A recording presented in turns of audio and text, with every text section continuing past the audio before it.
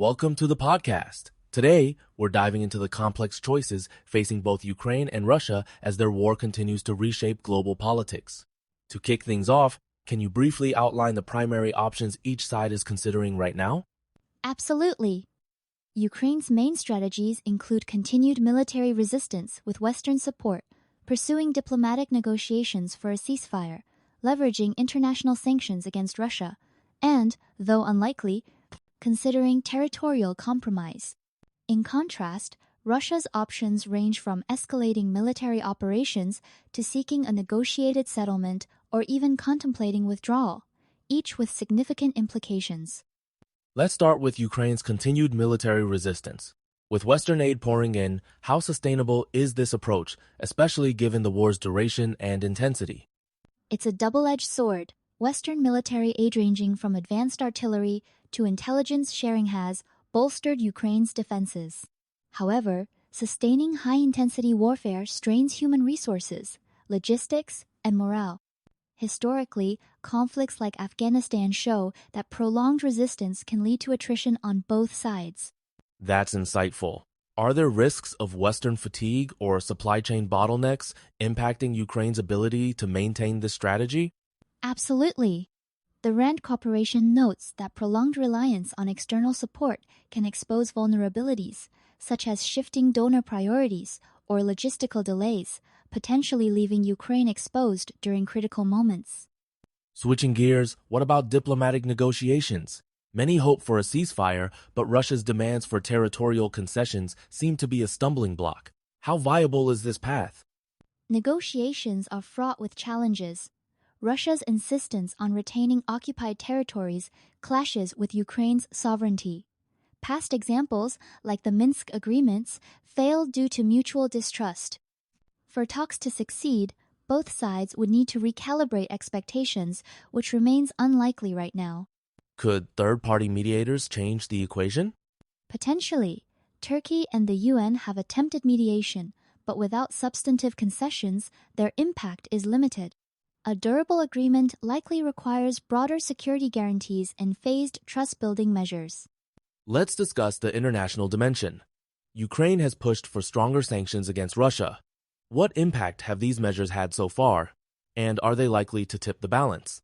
Sanctions have substantially weakened Russia's economy GDP contraction, currency volatility, and technology import bans.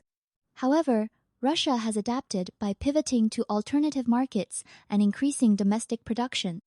According to IMF estimates, the Russian economy shrank by about 2.1% in 2022, but hasn't collapsed as some predicted. So, are there diminishing returns to sanctions over time? There are. Sanctions work best when universally enforced. As loopholes emerge and some countries continue trade, their effectiveness can erode, making it harder to force a policy shift.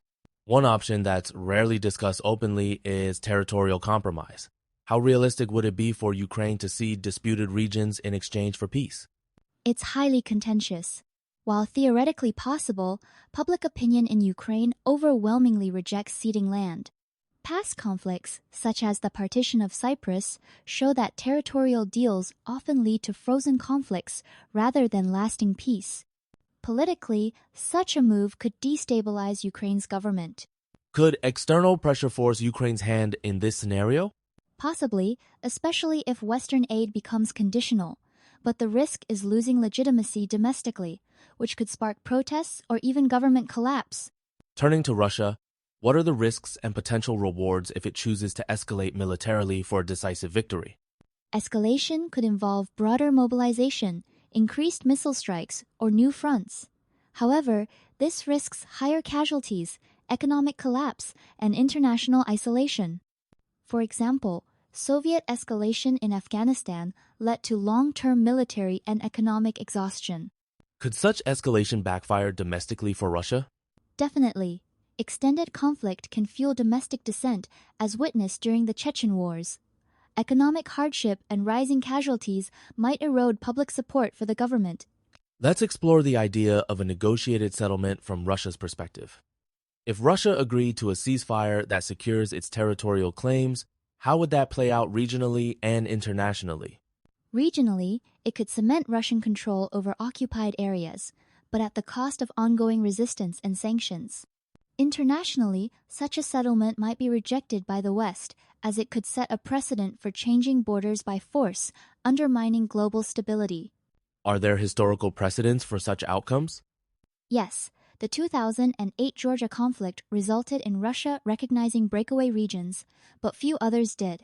The territories remain in legal limbo, highlighting the lasting complications of these arrangements. What if Russia considered a withdrawal, either partial or complete?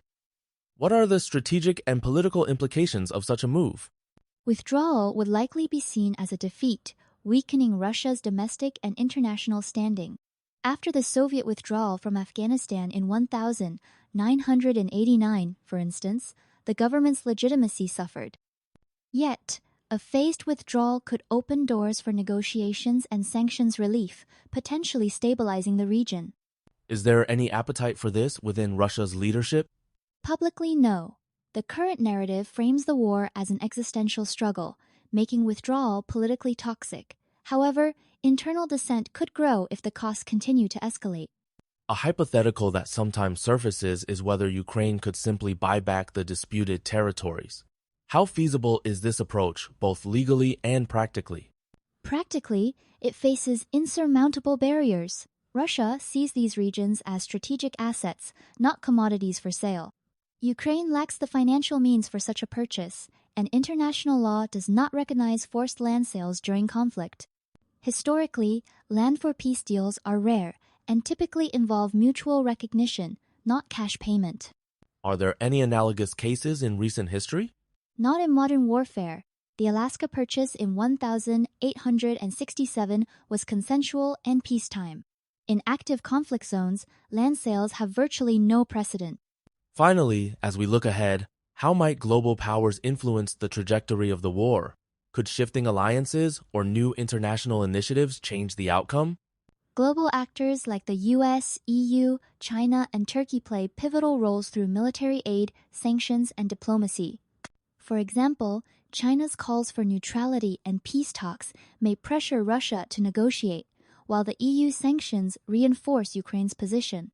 Ultimately, the war's outcome hinges on a complex interplay of military developments, diplomatic efforts, and sustained international involvement. Thanks for unpacking these intricate dynamics. As with many conflicts, the resolution will likely be slow and shaped by both visible and behind-the-scenes actions from multiple stakeholders.